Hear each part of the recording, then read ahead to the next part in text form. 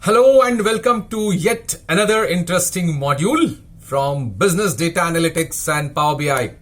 My name is Rupam and I welcome you all to this yet another interesting, I would say the most interesting part of this particular module, because I'm going to explore and explain and reveal all that tricks that you should be engaged into to get the most out of your data. So that secret sauce you're going to get in this particular module.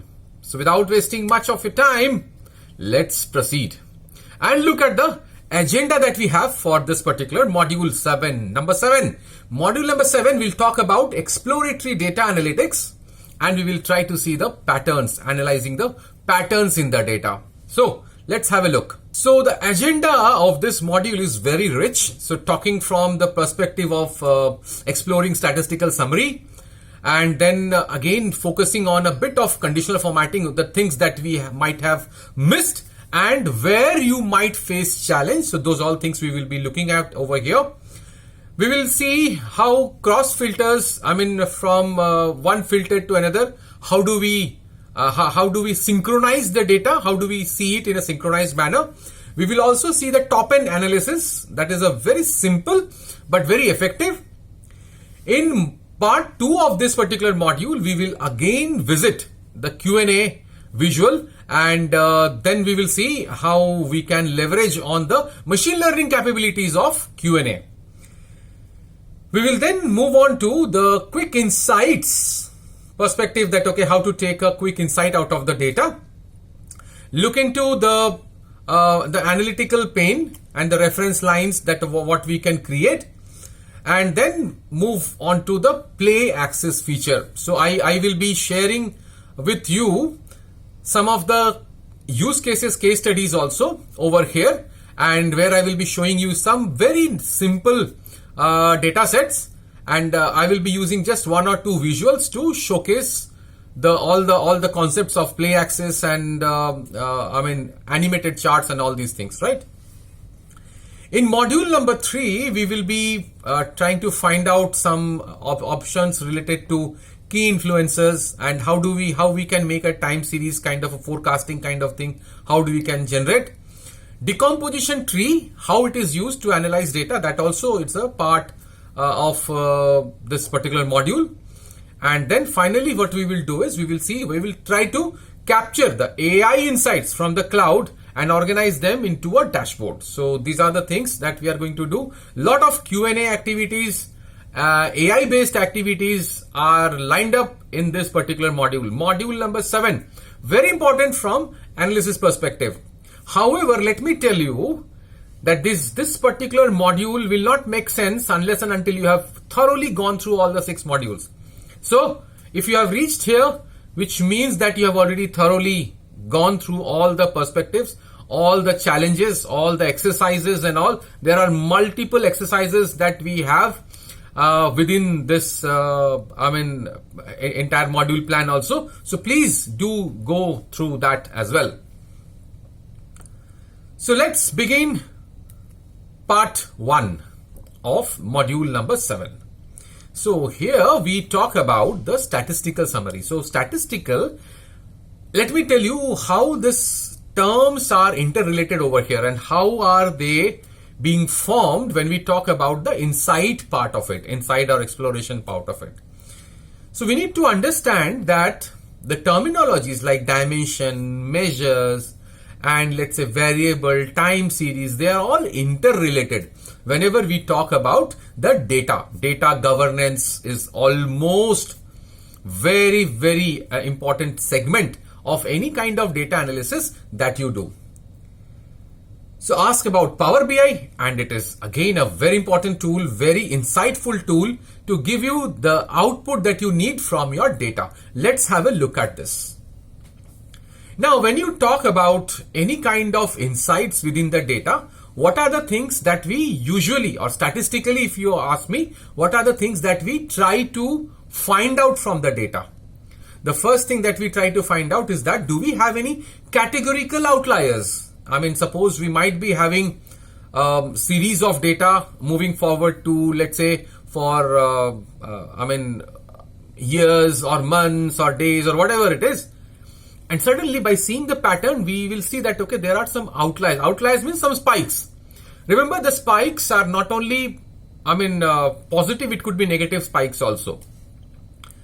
Then comes the changing points in the, so time series, you can see it in two ways. One, we can see it like a waterfall kind of thing also, from when you start and you go with the total value, that is one part. But here what we will do is we will majorly look into the forecasting feature of Power BI. So if you have a good amount of data, how can this be used to do the forecasting? Correlation, if you talk about, so correlation is like you have X and Y, two variables, and there what you do is you just take them into X and Y coordinates. Two variables are there. Any two variables where you think, the first thing that you need to do is, after seeing the data, you need to find or at least try to understand the attributes which might correlate to each other. That is also one of the important tasks that we have got. And finally, we have to see that is there any correlation that is existing between these two components. That is also an important task. So correlation can be three types of correlations. Correlation can be of three types. So first of all, we have positive correlation. The example that you are seeing right now is an example of positive correlation. And then comes the low variance. Instead of positive correlation, we have the negative correlation also, where the graph might go just the opposite direction. And then finally we have no correlation. So where you do not find any issues within the correlation or within the X and Y data variables. Then we have something called the low variance. Low variance means that, okay, we have a scale where relatively one is showing very, I won't say a spike. This is not exactly a spike, but this is like from a low, it has suddenly gone up and then it has stayed in that particular state for a long time. So that we can check. And then finally talking about the donut chart or a pie chart where you see the majority. So suppose out of all the data, you see a particular majority of the data slice to analyze it further. So these are the things that we look forward to when we draw any kind of charts. Charts have a long history, if I may say. I told you right in the beginning also and during these modules also that the earlier charts were drawn on sand, if I may say. So, even today people do it also. So, if you talk about tallying the numbers, right? So, we give the lines, 4 lines and then one cross. So, those were also charts in those days. I'm talking about hundreds and thousands of years, maybe earlier. So, visualization is an old phenomenon. What we are seeing today is an advanced look and feel. And if I just give you an insight from the human being's perspective, so what we are trying, see, I see there is a balance in this entire phenomenon. At one end, people are working day and night to make things easier so there are two sets of people in this world. One, who are working on typical or very complicated things, and one who are working on simplified things. So there will be a balance always. There will be people who will be working on advanced technologies, features and all, let's say drone technology, AI technology, machine learning technology on. And there will be one set of people, the other set of people who will be consuming it. Consumers will never end. And even the developers will also never end, because everything will evolve over time. Coming on to the other findings, we have outliers, which is the most important thing. So out of the entire journeys, and we have seen this outlier when we were talking about the Excel part in the beginning, talking from the perspective of revenue and company's revenue and the CEO's pay. So we have talked about that in detail. Please look into that video or that particular module in case you have any issues.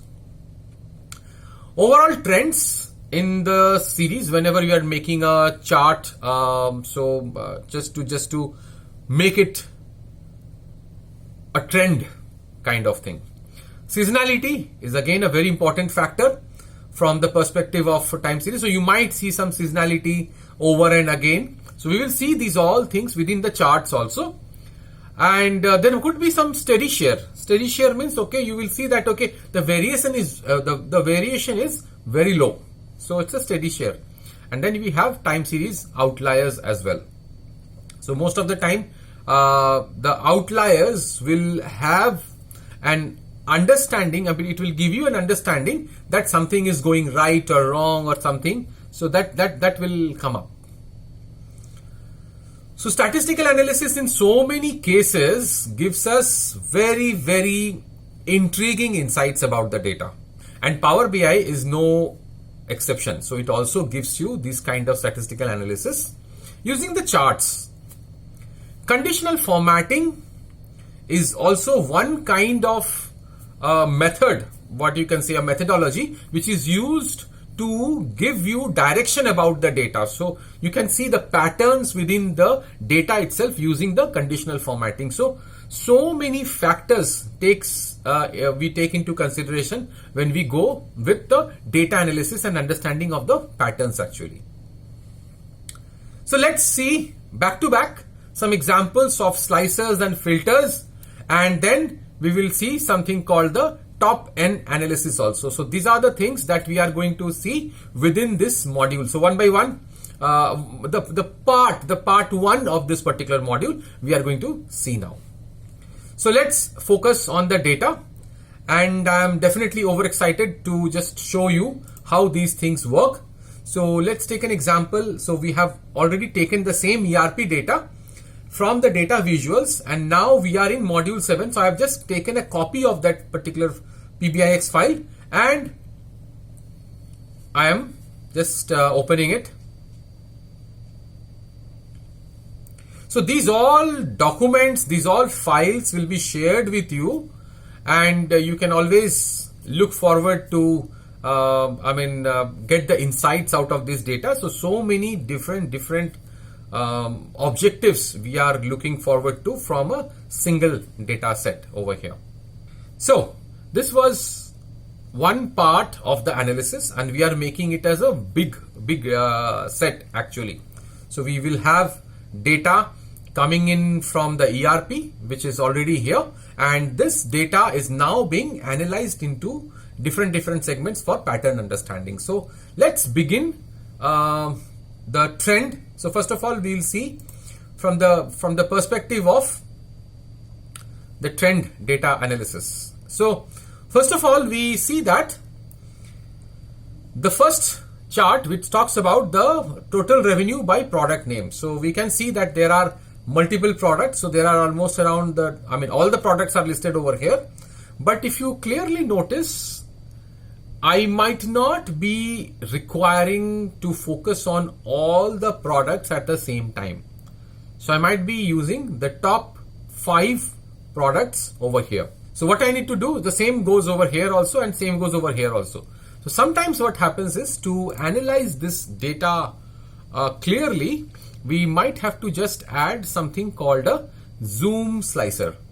So we see there is a zoom slicer concept over here, and you can actually try and see what are your top, what are your bottom products or something like this. Usually to work with this, we definitely need something called the data labels. Then only you will be able to see the analysis of the numbers eventually. Something like this. So you can see there is a segment around 4.6K where the top 6 or 7 products already get selected, or you can say qualified. So same can happen within the slicers, and the data labels also can come into picture over here, and you will be able to see that the orders also, if you talk about, so around if you talk about this 40 odd orders, if you talk about, so most of the, if you consider the top as 40, then your top 7 will be these. So you can see the variation in the patterns when you look into the data in a closer way, right? Same goes with this particular data also. This is a pattern of, that is in the form of an area. So let's see how this area works. So we can have the data labels. So you can see the data labels, and within the data, you will see that we have got some spike which is in the January month. So this January is showing some kind of spike over here, where you can see the total number of orders have just gone across 400 to give this bigger number, right? Now this is one way of looking into the data. So what we will do now is we will focus on the further analysis. So what we will do is we will take up one sheet, maybe a different sheet we will be taking, and we might be calling this as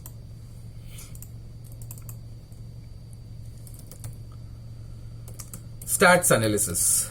So stats analysis, what we do is we start with the data mapping, and we pick up the scatter plot, which is the most important section of our data. And then what we do is we try to put in the, I can call it as the revenue and the order. So suppose I'll just give you an example. I pick up the number of orders in the x-axis, how many orders were given, and then I see the total revenue that we got. So still we can see that there is a small dot that is visible over here. Now what we need to do is we need to slice and dice this based on the details. So the details are something like this. So details can be put about anything. So suppose if you just put the categorical data, you will see that this is your categorical data, and to give it a particular view, what we need to do is we give them the category. So suddenly you will see that, okay, usually, what this chart shows, very simple.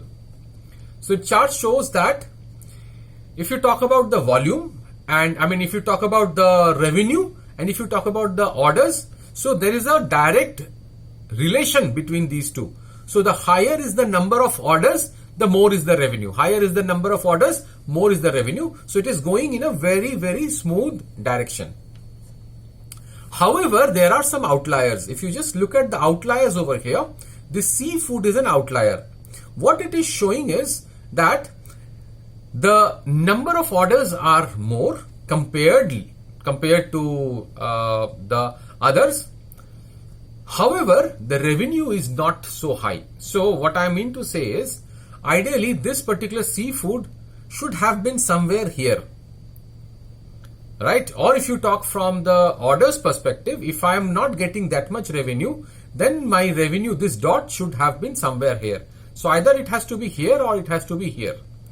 So since there is a delta, so let me do one thing. Let me just take the snipping tool and then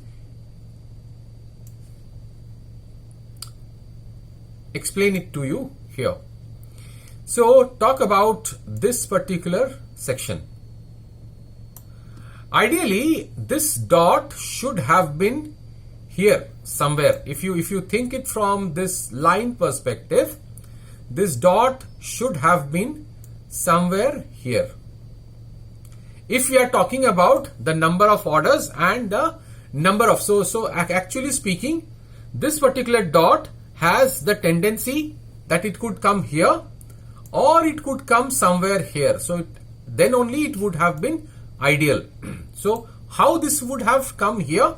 If you talk about this part, is which means that the higher the sale and the higher is also the revenue. Here what you are talking about, the sale and the revenue has both gone down. So this is an exception that we are seeing over here. So the revenue is static. The revenue is going horizontal. However, the number of items sold is not as per the requirement. So you can see that the number of items sold is over here. So this is a horizontal movement. We can see another outlier pattern over here. So if I may say that, okay, this poultry. So poultry, if you look at it, so poultry is meat and poultry. If you look at it, I mean, either it should have been here, this particular region, or this should have been in the place of grains and cereals. When it is here, what does it mean? It means that the revenue that it has achieved. So in that case, what has happened is here the revenue should have been here, but the revenue is here, which means that there is a vertical movement over here. So there is a vertical movement, which means that per item value is more. So we have sold lesser items, but it has shown more value to that. So the poultry and meat is giving me per transaction or per value, per item more value. So this is what it means over here.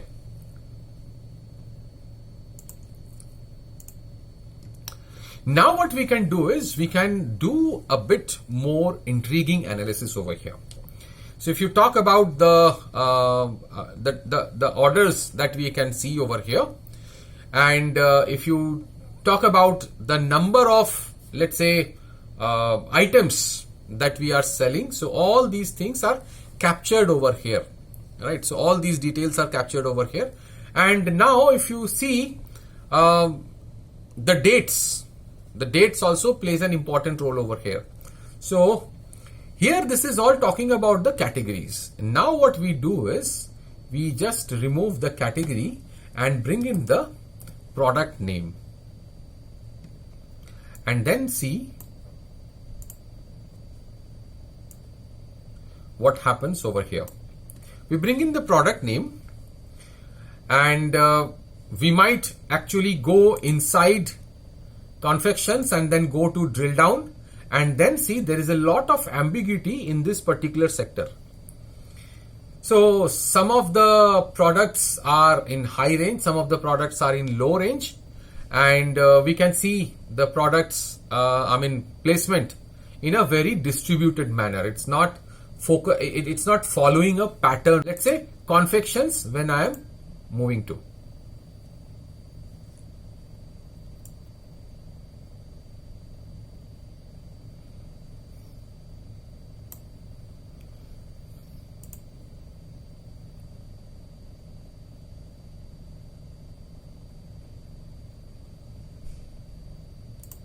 So for the time being, we just remove the tooltip. We don't want the tooltip right now. Now, apart from this, there could be some more opportunities. So one side you have the, if you look at over here, you have the orders, and one side you have the revenue. So these are the two major factors. I mean, one side you are capturing how many orders you have got, and another side you are capturing that, okay, how many revenue, how much revenue you are getting. So what we can do is we can measure this based on some other factors also. So how many customers are giving me that revenue? Suppose if I want to find out that particular part, so we do not have any other scope over here, but there is a small scope which talks about the size. So what we can do is we can bring in the customers and then go into the size. So if you look at the size, then now all of them have similar kind of size of customers. If you just talk about similar kind of, but this is not possible because all the orders and products. So now what you need to do is we go to the model over here and then see where is the problem. So you can see orders and products, they are linked together, but they are not linked in a cross-directional method. So we go to a cost filter method and say OK, and then see if it is making any changes over here. So here also this is not giving any changes because we are not talking about orders, we are talking about the customers. So basically customers is one side above over here. So here also you can see that even if you go to the customers, it is giving me same kind of options. Then what we do is we go to the products that they are, taking. So you can see that the products which are there under these categories are almost similar, at par with the revenue and size that we have, which means that the variety of products that you have, the better is your chances of having better revenue. So that's what it is showing. So produce has got minimum, poultry also, and as we go higher you can see that the bubble size is increasing, right? To see it in a better way, what we usually do is we take this particular data colors and we give some different colors to different components like this. So then what happens is it generates a very nice look and feel of the data.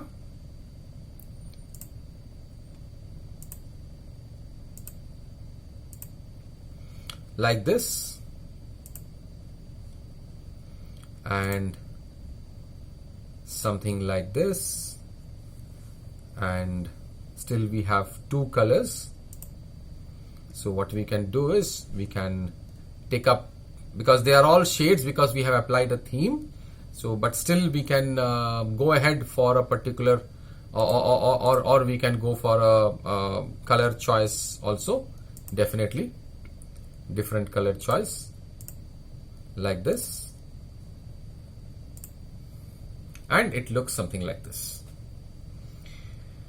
So this helps us to analyze the data properly. So you can see over here, so the categorical values are here and the size is also defined and everything. And then what happens is we click on the categorical borders and colors and titles and all these things, and then just enhance the quality of the data or the details of the data. Now what happens, so now you see that, okay, if you talk about dairy products, you are now going inside dairy products and you are seeing that all the dairy products are actually leaning towards the fact that they will be sold more in quantity, but the revenue will not be at par, which means there is a, on the right hand side, there is a inclination you can see. Is that the case everywhere? So let's take an example of condiments. So condiments, you can see that it is moving towards the left hand side, which means that condiments have, with the low number of products, the value can be more, the revenue can be more. So which means their ATV or average transaction value is high. So these all details you can see when you drill down to the data. So now let's take an example. I'm not segregating the data, and overall I wanted to focus on the categories, not categories, but the names of the products. Let's see it. So we see that lots and lots of product details are here, and if I just remove the total number of products, it will actually give me a good view which talks about the all the products. You can see that if you notice this beverage, so this is a beverage, and you can see Cote de Blé is actually a good beverage which is showcasing at lesser numbers higher cost, higher revenue. So this is a very high value product, you can see. Whereas if you talk about this particular Fantastica, so this is a low value product, you can see over here. The crab meat is also a low value product. Whereas if you talk about the Coda Vault, so Coda Vault is a high value and high sale product. So how much you can think that you can delve into this particular data in terms of analysis? It is endless. So it is absolutely endless to talk about all these factors, and then you can actually proceed with various analysis out of this. So let me show you one analysis over here. Very interesting analysis. You go to the pattern, the format, and after that you will see something called analytics. Under analytics, you will find there is an option called trend line. So you can add a trend line over here. So you can see that overall the trend says that the higher the product, value, the number of sale, the higher is the the revenue also that is coming up. We can try out different perspectives. So if you just talk about the average price of this product, let's say, suppose we have the average price and we wanted to see the average price as the size. So now we can see that, what I was talking to you in a very different word altogether, now you can see it on screen. So you can, I don't have to now tell you which is a high value product. You can immediately see that this is a high value product. And if you see, this is a low value product, very low value product. This is an average value. So you can see the dots will tell you all the directions over here. Now what we do is, out of all these things, we try to find out the most important part, that okay, what are the products that I need to focus in my in my business predominantly. So we go to this option called percentile line. Remember, we talked about percentile and I told you, right, that these statistical concepts will come in a practical approach or practical manner. Now you are seeing these things live. So now what we say is, we say percentile one line. So this is first percentile, and what we can do is we can bring it to 75%, or what you can do is, usually we take it as 4 percentiles, 4 blocks actually. So first one, I'm just giving it as 75. So this is 75 percentile. Then we add percentile number 2. So here are the options. We can go with the orders also. We can go with the revenue also. So we can say revenue. This is how it works. And if you say percentile of revenue, and if you call it as 50 percentile. So if you go from the revenue perspective, it will show you something like this. And if you go from the orders perspective, it will show you something like this. So depending on what you are looking forward to. So let's try out from this perspective, then we can keep on adding. That's not at all a problem. So we have 75 percentile, and then we have 50 percentile. Then we add the third one and we call it as 25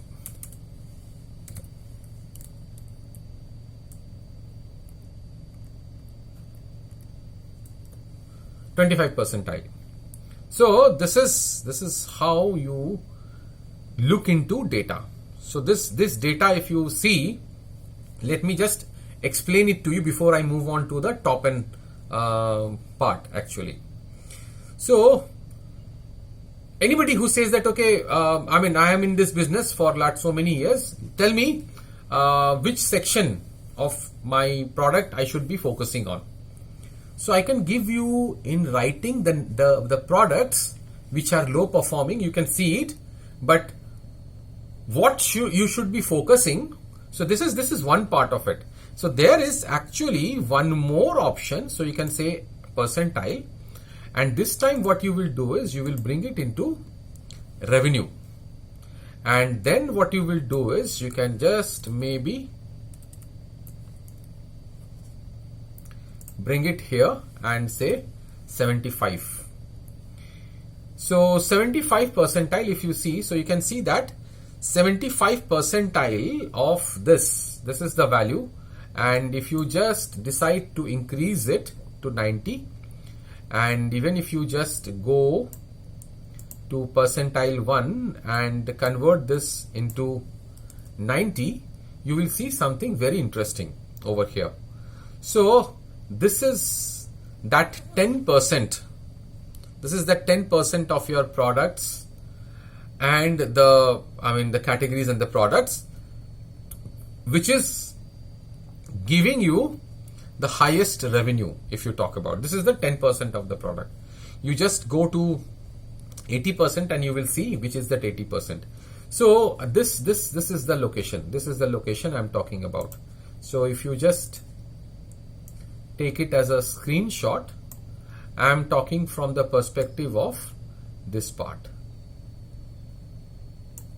This is the most important section of your business which you need to be focusing on. There are many such instances, so it's like all depending on how much time you give to this kind of analysis. And now suppose this is the stats analysis, this is one part of it. And now what we can do is this is one part of finding the top. So you're finding the top part. But there is another section to find out the top part. So which is called the top end analysis. So we just wanted to do the top end analysis. So top end analysis says that, okay, we have all the records, all the products, and we have all the revenue and all the products, all the orders and customer names. So what we can do is we just wanted to have the top 5 or top 10 or something like this. So here what we do is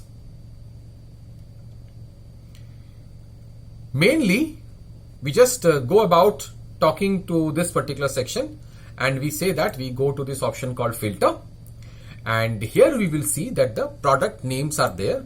What you need to do is just click on this option called top N, and then suppose you want the top 5. We say top 5. Now the question arises, on what basis you are talking about top 5. So we say that we want it based on the revenue. So we take the revenue because this is the factor what we have seen, and then what we do is we say apply filter. So suddenly you will see that the top 5 are visible. So you don't see a long list kind of thing. You see the top 5 over here. Same goes over here also. You just say customer name, and you say that I just want to do the top N, and this one is also based on total orders. So you say the top 5, and then we talk about total orders like this. So instantly we see that the top 5 and top 5 customers and products are in front of you. And if you notice this names, so Raclette and Camembert and Thuringer, if you just go to stats analysis, so you should be seeing all these things over here, right? Camembert, Raclette.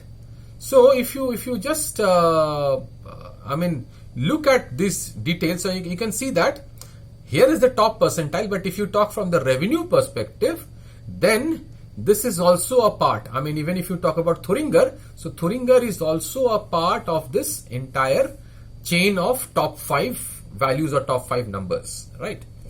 So most of the cases you will find that stats analysis is very, very useful in looking into the data from different perspectives.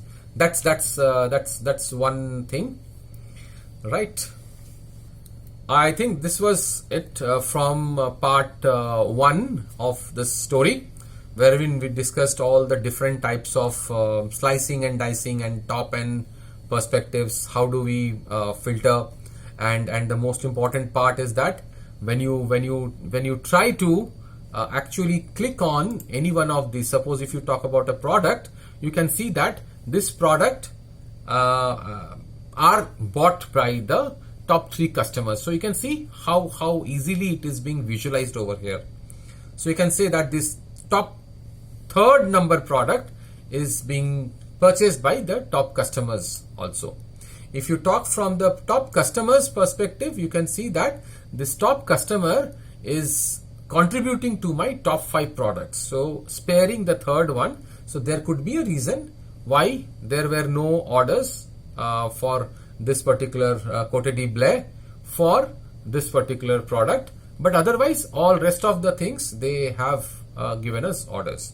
And when they given us orders, that all thing you can see in a custom tooltip. So that's how you actually organize your data. Organize your data in the sense you organize it in a format which is, understandable by the audience, and you should be able to see the spike and all these concepts over here as well. Conditional formatting, to some extent we have discussed over here in the tabular analysis. So conditional formatting need not be always based on numbers. It could be based on some percentages also. So if I may just go to a sheet and I try to take a table or a matrix, and then I say that okay, I want my products. So I have the product names in rows, all the products are there, and let's say whichever countries we are sending, so that country detail is in column, and then we wanted to just see the ratio. So what is product to stock ratio? And we can see that it goes to a bigger chunk of numbers like this. It's a complete detail that we see over here. We can go ahead and then change the style from default to, let's say, a minimum slide, so that it looks very neat. And then what we do is, I mean, it depends. I mean, you can just go to the default, and also some people like to see this. But the objective is that this data will now be possibly, because this is a percentage, what happens is you can just go to the background color and you can see there are some exceptions over here. So you might not be able to view the data based on the exceptions. So what we need to do is we say that okay, we can make it based on rules. So here what happens is stock, so I mean up to 50%, up to 80%, and up to I mean more than that. So here what you do is we can say that okay, if it is greater than, so here what you need to do is don't take percent, that will actually hamper your results. So you take number, and then what you do is you say that okay, above 80%. So you can say, so there has to be two options, then only it will work out. So you can say that if the price to stock ratio is above 80%, then we need to flag it as a red color kind of thing. So you say, how do you mark it as 0.8? So this will be 0.8, 80%. And here what you do is you can make it as 2. I mean 2 is 200%, or 500% you can make it. So from 80% to 500%, anything that needs to be flagged as this color maybe.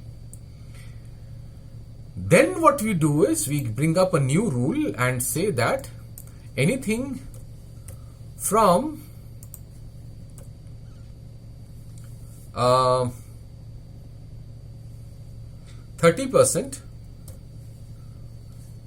to 50%, we will call it as yellow. And when the stock ratio is less, so we can give it a different. So you can say 0, it has to be 0 anyways, and then you say 0.3, and the number that you say over here is maybe a color like this. So you can now see how it is behaving in terms of the conditional formatting. So it has, I mean, you are now easily able to understand which are the higher end data like this, and it has diverged the color also, and it is very clear in terms of the, you don't have to spend time on understanding this data. So you can call it as, I mean, advanced conditional formatting. So that's it from this particular session, wherein we discussed all the top and conditional formatting, slicing and dicing and advanced, all these things we discussed. And now what we will do is we will move on to part 2, and in part 2 we will be focusing on the quick insights and the reference lines. We will discuss more, and we will also work on the play axis features of the visualization. So this will be part 2 of the same session. So hope you understood and liked the module, and we will have more of such kind of inferences that we will be working on in the next part of the same module. Thank you.